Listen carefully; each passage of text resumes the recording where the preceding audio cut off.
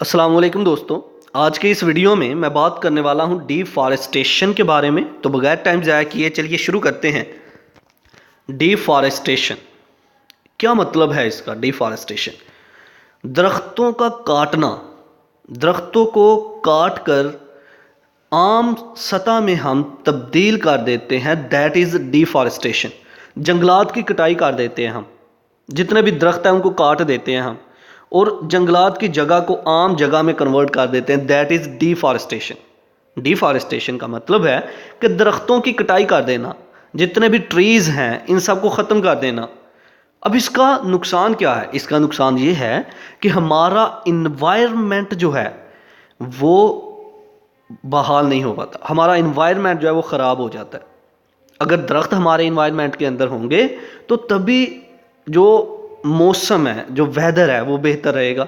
अगर हमारे इन्वायरमेंट के अंदर दरख्त ही नहीं, ट्रीज़ ही नहीं रहे तो इन्वायरमेंट जो है वो बिगड़ जाएगा, ख़राब हो जाएगा। इसका ये नुकसान है।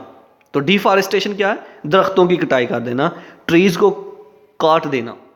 तो चलिए इसको लफ्ज़ी तौर पर पढ़ते हैं। Point number 1, deforestation means cutting down of trees for the conversion of a forest to non forest land.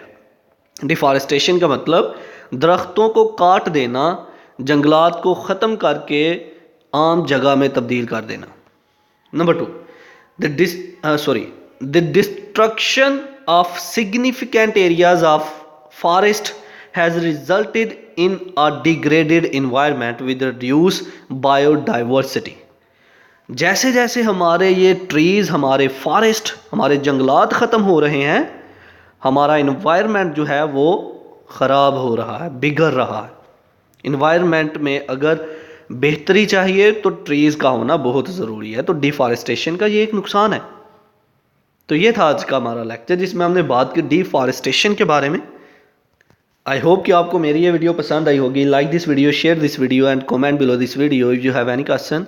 Thanks for watching. Subscribe focus group. अल्लाह हाफिज़।